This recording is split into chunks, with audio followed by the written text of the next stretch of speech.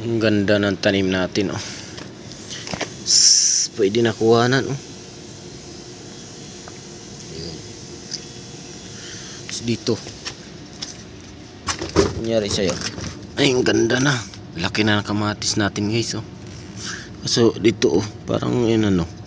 Yung isa, medyo maliit. May damo. Yun, may damo ako din. Damo. Medyo maliit yung isa.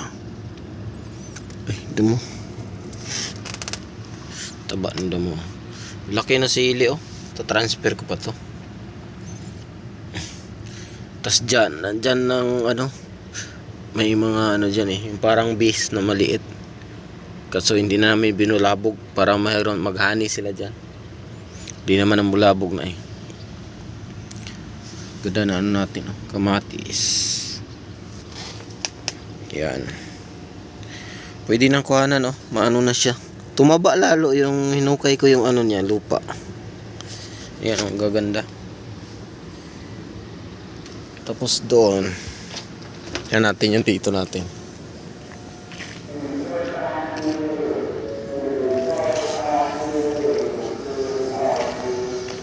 Ano daw? Ingay, ah. Wala kasi tayong OT ngayon eh. Kaso ano, malapit ng dilim. Yan, oh, hinukay ko kagabi yung lupa kasi namatay, oh. Maraming namatay dito, guys. Siguro mga 3 na yung napansin ko. Tapos ito parang mamatay siya kahapon. Kaya ginawa ko kagabi, hinukay kunti dito. Ilipat ko to sa ano. Kaya pala mali yung pagka ano ko rito, diskarte. So ito, lesson learned to. Kasi meron pala siyang ano, oh. Nung hinukay ko, kaya pala namatay yung iba kasi sa init. Kahit diligan kasi mababaw pala, oh, yung ginanon ko kagabi ng ano. Ito, oh, ayan, oh, nagalaw siya lahat. Yung ugat pala niya tagos na rito, hindi makaano kasi mayroong salamin, plastic yata. Oh, plastic. Yan, oh, nagalaw-galaw lahat, oh. So kailangan i-transfer. Tatanggalin to. Tapos ano to kasi medyo mataba naman siguro yung lupa. Kaya pala ayan, oh. Maliliit na nilaw ng gusto. Yan. So since ano lang naman bubuhayin dito, kasi ang target ko nga sana, iiwan ko lang yung dalawa. Tapos kukuhanin ko yung iba, transfer ko ng ano. Abangan nyo kung anong gagawin ko dito sa iba. Para hindi mamatay ba, yung mag-iwan ka lang ng dalawa na nakatubo na dyan. Kasi ang init nga ngayon, guys. Tapos wala naman tayong pang ano nito, pang bubong. Para hindi sana sila mainitan. Kaya ito, ano sila, mabagal yung ano nila, paglaki kumpara doon sa kabila. Kumpara doon sa naka-shaded, temporary shaded natin. Hindi sila rekta sa sunlight ba? Kasi dyan, dito, maghapon ang sunlight dyan eh. Hanggang alas 4, alas 3. Pero dito, alas 12, wala na. Or alas 12. Nandito na lang yung init. Kasi covered na siya eh. So ito yung dorm namin. So ito pa blower ng aircon to eh. Kasi hindi na kami nag-aircon gawa ng mahal kasi. Niningil yung ano. Hindi free. Doon na lang tayo sa free electric pan.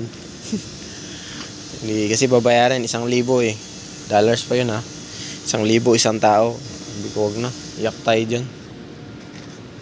Ang dami nang kaltas sa sahod natin, di ba? Tapos mag-aircon pa tayo eh. Okay yung aircon sa ngayon kasi sobrang init. Pero pag taglamig naman dito, malamig din naman. So ngayon mahaba na yung init ah. Ayun, wala tayong OT.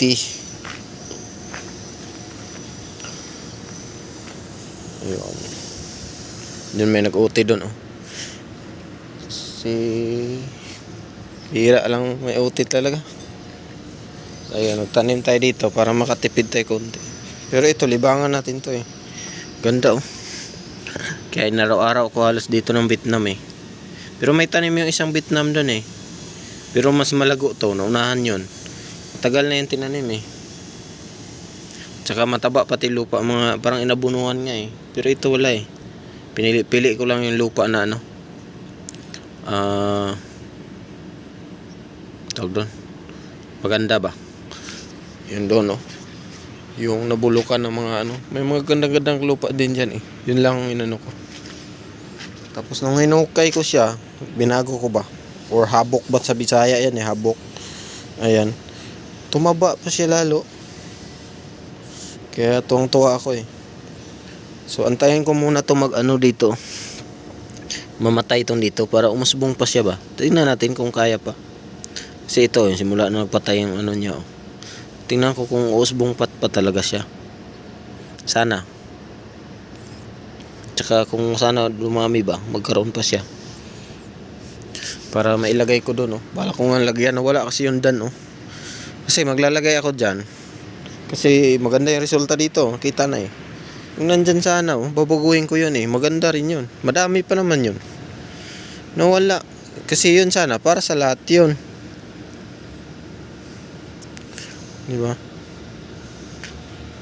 Wala eh. So itong libangan natin ngayon, hindi naman ako sinitarita eh, ano, mga opisina. Dandaanan lang nila to dito eh. Ganda eh, lalo pag yung yan eh, pag ilabas ko na yun nandyan eh. Hindi pa po na natin ilabas. Palakayin muna natin. Dito ko lang yan ilagay sa gilid. Ganda niyan, green na green. So, yun, pwede namang gayahin to eh. Ganda. Basta make sure nyo, ano, butasan yung ilalim. Kasi yung sa Vietnam kasi malagi yung mga lagayan nila doon. Ang napansin ko doon, walang mga butas. So, yung tubig kasi noon, mapundo yun eh. So, pangit naman yun, di ba? Dapat, ano, magkaroon ng flowing sa ilalim ba? Ma-release niya yung mga tubig. Diba? Pangit yun, yung na-stuck up yung tubig nun. Kasi hindi binubutasan, mga balde yun. Ginamit, nagpintura kami dyan. Ginamit namin. Yun, ginilagyan. Marami nga doon, oh. Pero hindi ko ginamit kasi malalaki masyado. Nakapagod lagyan ng lupa dyan. Hindi katulad sa Vietnam, ang dami maglagay ng lupa. Ito nga, konti lang. Pero may butas. Sa kanila, walang mga butas, yung mga balde.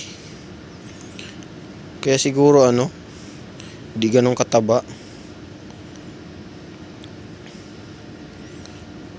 Yung kamatis nga nila nakaraan maliliit, namatay ka agad eh.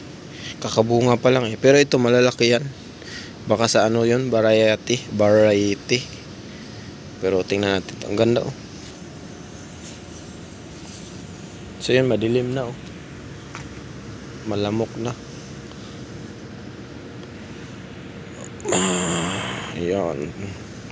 Ano muna tayo. Pahinga din kasi pagod ngayon. Karga, biyahe ako bukas. Karga kami kanina. Init pati. Sakit sa ulo yung init. Ligo ka sa pawis. So yung truck namin dyan sa loob, malaking truck. Di naman ganun karami ang karga namin bukas. Ano lang, marami lang yero. Dalawa kami, may kasama ko yung bagong payat. Kasi isa lang kasi tao doon sa warehouse, kailangan ng katulong. Yung mga yero kasi mahirap ibaba eh. So, tapat pa sa biyahe ko. So ganun talaga. Walang aayaw. Ang ganda ng ano, ganda ng reflection ng mga ilaw sa labas. So yun. Yun lang. Ano yun, gasoline station, tapos doon bilihan, highlight. So yun, medyo madilim na oh. Sarap ng buhay ng mga pusa, Ming. Sarap ng buhay nyo, Ming, ah. Ano, sarap ng buhay nyo, ah.